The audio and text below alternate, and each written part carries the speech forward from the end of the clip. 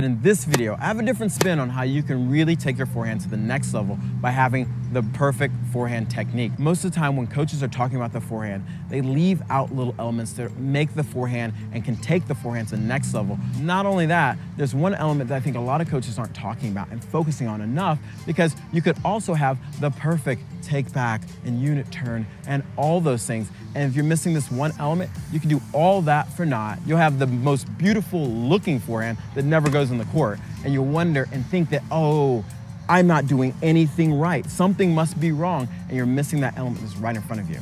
That's why I think this video is important, and I'll share that one element with you at the end of the video. So make sure you watch all the way to the end.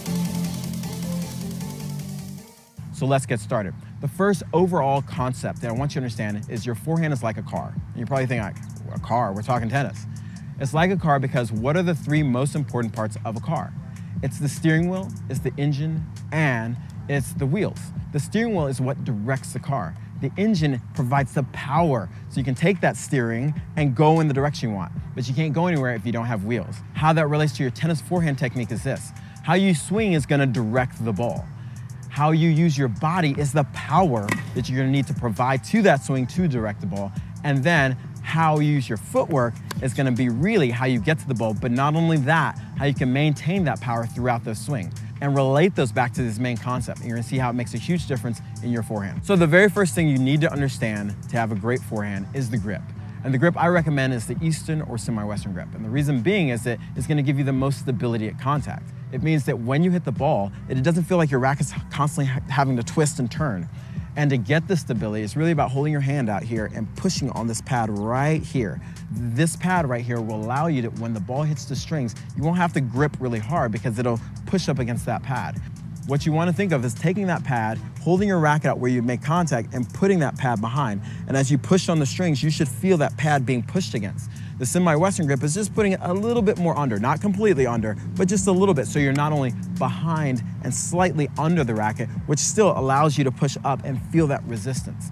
If you have a full Western grip, it puts your hand completely under, but you don't get that resistance, but you feel more resistance coming up. That's why most players with a very Western grip hit a ton of topspin, but they have trouble penetrating the ball. Now let's get down to those specific techniques. First thing we want to do is start in a great ready position. This allows you to be in an athletic position that allows you to move out to the ball quicker, but it only works if you do a split step. You want to make sure when your opponent's making contact with the ball, you're landing, you can take that energy and redirect it in whatever direction you want. And if you're not doing this, you're going to always be a step slow. And when it comes to the swing, the first thing we want to think about is the unit turn. And the unit turn is simply turning my shoulders, and I think of unit turn and release. Now, to do this unit turn, what we want to do is use our left hand a lot of times to push the racket back. And there's a lot of different versions of it, where you see some players hold on really long and then let go, and then you see players let go right around here. What the other thing the unit turn does is it starts to rev the engine. So you can see how this relates back now. It revs the engine because it starts coiling your body. And the way you use your engine in tennis is you use your body. This is one big myth that I think a lot of players have, is they think, hey, I want to create more racketed speed, I'm going to swing faster. And that's why when you watch a pro play, it looks so smooth and effortless, and they're creating massive amounts of acceleration. And part of that is because we tend to focus on what's moving fast, which is the racket. And we look at the arm and like, oh wow, the racket and the arm is moving fast, that's what they must use. We don't go one step deeper, which is what's the arm attached to? It's the body. And when you watch the pros, you see them rotate their body, which now pulls the arm and the racket, and that's how they create effortless power. And that's how they rev their engine. That's how they get that acceleration. So by doing the unit turn, you're separating your shoulders and your hips, so they're twisting against each other and they're storing energy. Now, with the storing of energy, again, we're focusing on the engine. Now what we really want to do is get the racket ready to go. So what we need to do is drop the racket under the ball to create some topspin. And so something you want to think about is when the bracket's below the ball coming up, you can create topspin. And this is why a lot of players are taking this racket back like this, separating, and then dropping the racket. Now, one key thing that you probably might be asking, you probably might be seeing on the court is, Kevin, I see so many different ways of dropping the racket. And I hear this word a lot, lag and snap, and like, how do I lag and snap? Here's the thing, don't try to lag and snap. Stop trying to lag and snap. Focus on relaxing versus lagging and snapping. So what I mean by that, if I just relax my hand, and then I start rotating my body, look what happens. I didn't do that. I didn't make this go down. I just relax, and as I rotate my body, my hand's gonna lag, which now shows you that you don't have to worry about that so much. Now, you'll see different types of take back where some players are like here, some players are like here, some players are here. It's personal preference. The more your racket head is facing forward, the more it's gonna lag and snap. But here's the thing you have to consider. It lags and snaps at a cost. The more your racket head has to go back and come forward to do that lag, the better your timing has to be. Or a lot of times you'll see players that have this big kind of like preparation like this, play a little bit deeper to give themselves more time to time the ball. Compared to players like maybe a Federer who takes it here and has the racket here, he doesn't play that far behind the baseline. So it really depends on your level of timing. But either way, it's not a necessity to have an unbelievable forehand. You can take the racket back just like this and have a great forehand. The next really big part is the rotation of the body. And this is where I think a lot of players get lost. After the racket drops, you want to focus on how you're going to turn your hip past the ball. By turning your hip past the ball, you're going to really send the arm and the racket flying and accelerating through the ball. If you notice, my hips are facing this way and they finish facing this way. And the contact's right here. If you also think about it, it takes care of the follow through. So as I'm swinging, I'm just going to relax and pull the racket around. I think a lot of times players are so concerned and coaches are so concerned with finishing up here, but it kind of doesn't make sense if I'm pulling my racket around here, then I'm going to finish up here every time.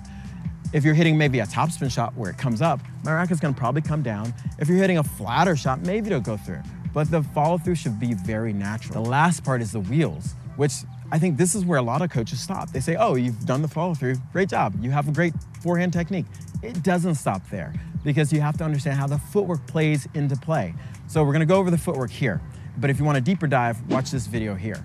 So the biggest thing is your footwork allows you to be balanced and rotate. And rotation is the engine. It's the power for your forehand. So if you don't have the right footwork that allows you to rotate, you can't have great power on your forehand. And if you can't be balanced and rotate, you're probably not gonna be able to control your swing. So this is now how it's so important, how so many players watch videos and like, oh, I've got the 3 steps to having the perfect forehand, but you miss out on the footwork and you go out and practice and you don't understand how you can't hit the ball like the pros. So what stances do you want to use and what stances do you want to avoid? So the stances I'm going to talk about really quickly are the open stance and neutral stance. So those are stances you probably want to use. There is a semi-open and there are tons of variations of both of these stances that you can mix in for different shots. But the overall arching concept is open, neutral. So the open stance is where your body's more open to the court and allows your hips to completely rotate, which means you can rotate and generate that power, especially when you're on the run. A neutral stance is where you're stepping more into direction of your shot and you're still allowing your hips to rotate. And this is great for stepping into the court or taking the ball early.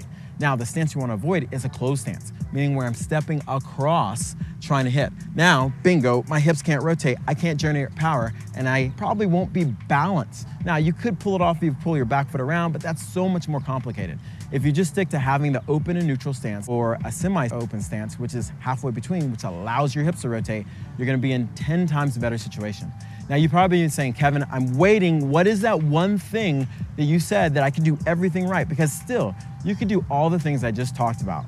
Perfect. And the ball could still go in the net or long. And you're going, what? I thought this was the perfect forehand technique. Well, it is now. The last part is this, the racket face. Yes, we talked about the swing, but we haven't talked about the racket face. The racket face at contact is the sole thing that will send the ball in whatever direction, too high, too low, too left, too right. Now, this is the thing. Most players don't focus enough on the racket face. They're so focused on their swing and everything else and how I'm dropping, I'm lagging and snapping, and they're lagging and snapping and making the racket face open or too close, and they think they're doing something wrong. If you focus on the racket face, which is the only thing that touches the ball, the strings at contact, and sends the ball in direction, that by itself can make you make the ball. Meaning that I could do everything wrong, hit the ball like this, and have the racket face right, and it'll go in the right spot. Now it's time for action steps. We're gonna focus on how to take your forehand to the next level by focusing on the most important thing, which is the racket face.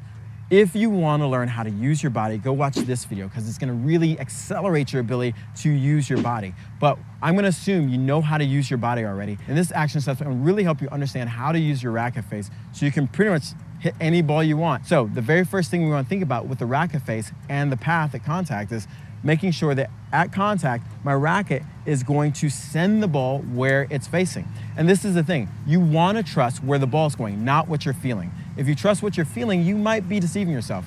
I've had many experiences where I've been in matches and it feels like I'm closing the racket face a ton to make balls, but I guarantee when I go to slow motion video, my racket's like this. And when I was missing balls, my racket was like this.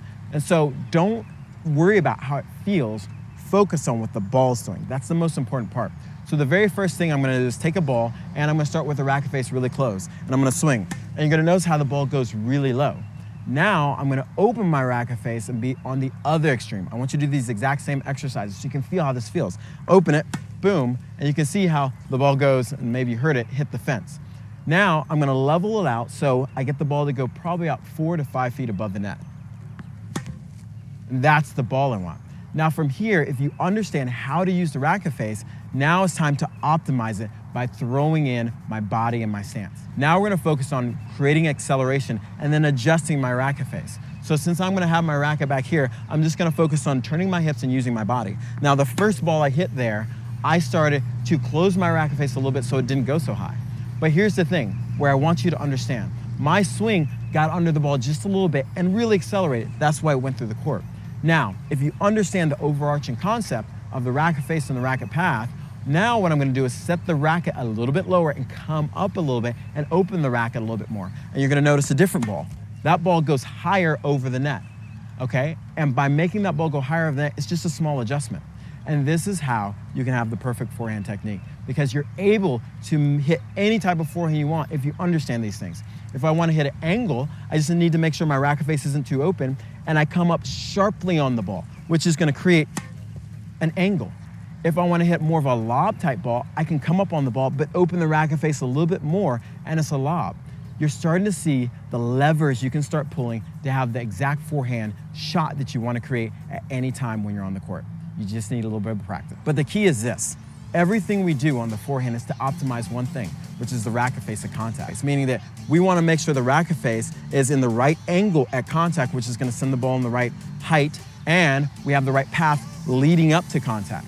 Everything else, your footwork, your engine, how you're using your body, is to accelerate that and optimize that.